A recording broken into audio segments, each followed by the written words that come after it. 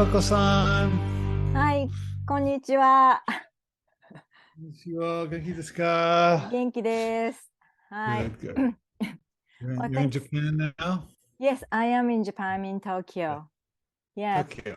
Thank you for taking the time today. And you are in Hawaii. You are in Hawaii, right? はい。そうですね。はい。はい。You're fluent in Japanese. Oh, not much. ちょっと。ちょっと。Okay. Yeah. So we have 30 minutes, right? Okay. Yeah.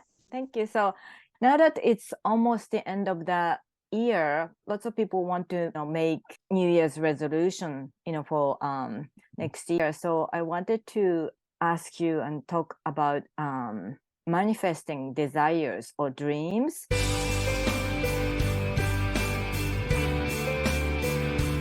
Can you talk about desire? Some people think it's bad to have a desire, or some people think it's hard to make that desire or dream come true. And, for example, if people want to make more money or succeed in business, but having doubts or guilt, what would you say to those people? Yeah. Well, I think the universe wants us to live abundantly and have great relationships and to feel good and feel relaxed. And I think, a lot of Japanese people feel guilty about doing nice things for themselves. But I think the universe really wants us to do nice things for ourselves. So, pampering like massage, or go to onsen, or have a nice dinner, buy yourself a dress or travel. I think these are all lovely gifts that we can give to ourselves. You would do that for your children, wouldn't you? So why not do it for yourself? Yes, exactly. Yeah. Yeah.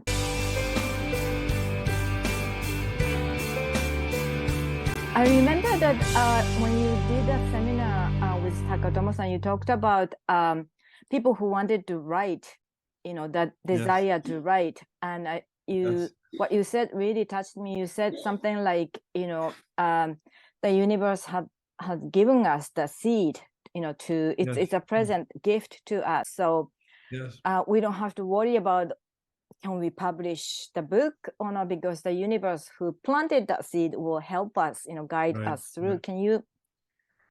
Yeah, I mean, the universe puts seeds in our mind of good ideas, and it's our job to bring them to life. So, what if Steve Jobs said, "Oh, iPhone, that's a silly idea." Exactly. he took an idea and he expanded it, and that's how the life changes.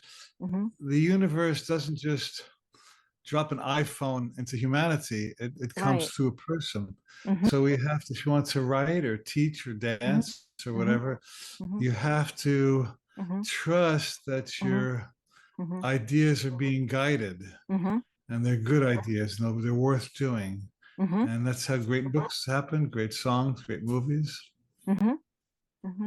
Exactly. Yeah. Thanks to you, I was able to make my desire to publish a book get manifested. Yeah.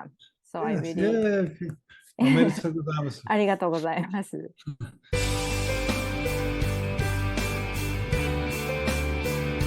Along that line, what do you think would be the easiest or fastest way to manifest your desires or dreams? Well, I like the idea of stepping into the experience as if it's already so. And this is a powerful visualization technique. So, if you want to have a certain house, you close your eyes, just imagine you're already there, you're sitting on the porch, you're making a dinner in the kitchen. And so, you want to make the experience so real within you that the law of attraction will automatically magnetize the thing to you. We have to work from inside out. If you're just manipulating the outside world, it's very weak. But when you get clear on the inside, the outside takes care of itself.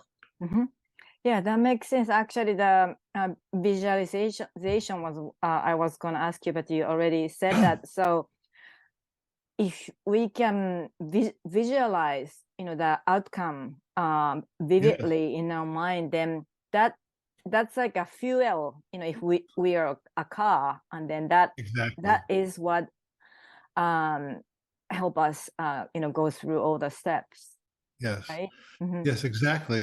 And it's not just the visualization, but it's the getting feeling. the feeling of it too. Yes. The visualization is in your head. Yeah.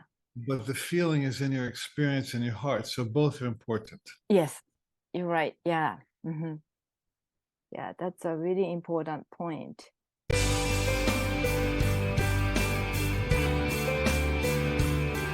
But some people say that it's hard to, visualize, or it's hard to feel that because, they would say, oh, but Alan, other people can make their dreams come true, easily, but I can't. Or I've had this desire or dream for a long time and I tried everything, but it never came true. And how can I, feel that? I mean, it hasn't happened yet. So what would you say to those people who are really stubborn?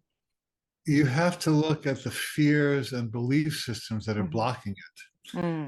And usually when somebody wants to get married or have a baby or have a book, and it's not happening, they have a strong desire, but the fear or resistance is also strong.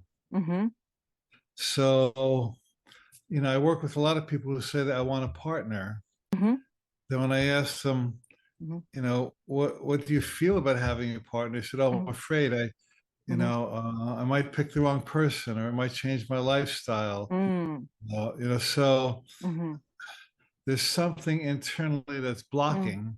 You have to shine the light on that and be honest about it, so you can clear it away. And then the desire becomes stronger than the resistance. Right now, it's equal, or the resistance is higher. But when you let the desire be stronger than the resistance, it starts to manifest.